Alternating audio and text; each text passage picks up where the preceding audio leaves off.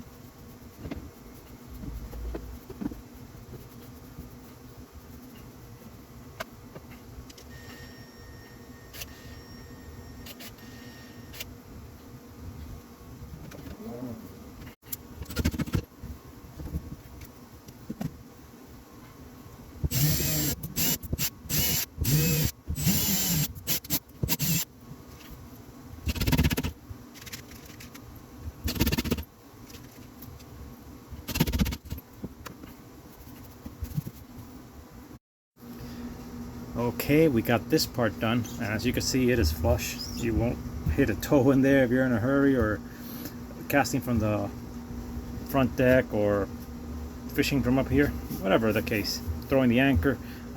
With this flush, you won't hit it. As I mentioned, it's very easy to lift through the lip through here, so I didn't really need that hazard there, that hatch. Now, I mentioned about getting one of these similar to this one from my cooler, one of these rubber latches for here. But I had these tool kits here that I had bought on Amazon. I think I bought this one at Harbor Freight or Amazon. They have it in both places. And what I think I'm going to do it, since I already have these kits, I'm going to go ahead, and this is very handy. You could always use this on a million stuff. I'm going to be using them also on the cushions that are going to go on the seat behind my console. And I'm going to be doing a video on that. So basically what I did is I got a piece of the leftover strap that I bought from the tank to strap down the fuel tank. And what I'm going to do is I cut the piece. I'm going to heat it with the lighter here, make sure it doesn't start falling apart. I'm going to fold the piece like this. I'm going to grab here the snap, the female part of the snap, and here I'm going to make a grommet up here with a screw that's going to grab to this section. So it's basically going to be a snap and remove, and that way it'll keep this tight. It won't, even though it's heavy, no matter what the seat condition on, it won't be bouncing up and down, and you practically get it for free since I had the tools, and this is just a piece of the strap I had left over. So that's basically the plan, and let's get to it.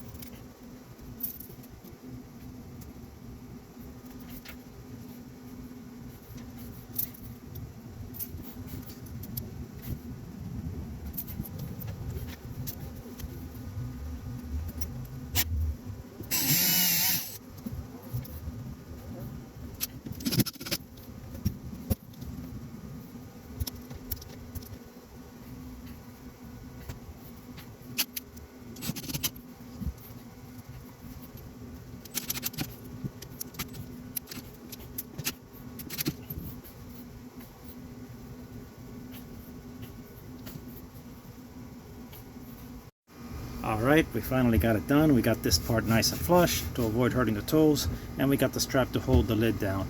Now I wanted to share for you a few mistakes that I made. They say you learn from your mistakes, and a lot of my learning has been from mistakes.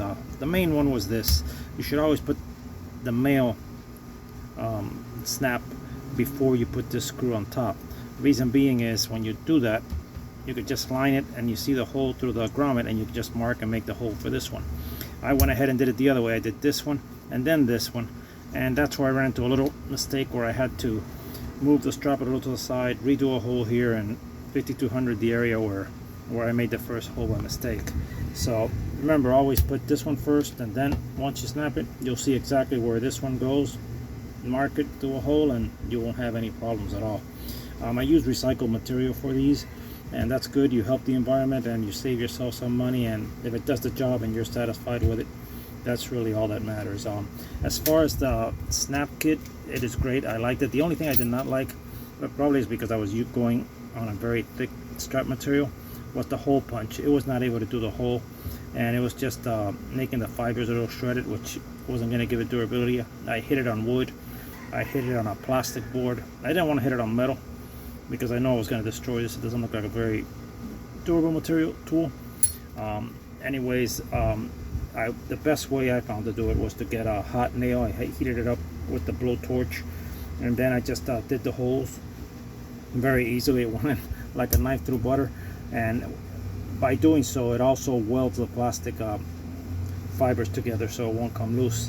I had to then for the grommet, go ahead and redo it again and make the hole a little bigger so the grommet would fit. The grommet kit itself was great. The grommet tool, I was able to press the grommet fine. It brings copper, brass, and I believe stainless steel. I used the brass since I wasn't sure if it's stainless steel or not, but that's basically it. To me it looks great, and in reality, once you do something for your boat or any of your vehicle or your home, as long as you're happy with it, it's really all that matters, and if it does the function you want it to do in the first place. Anyway, we're getting closer to water testing it.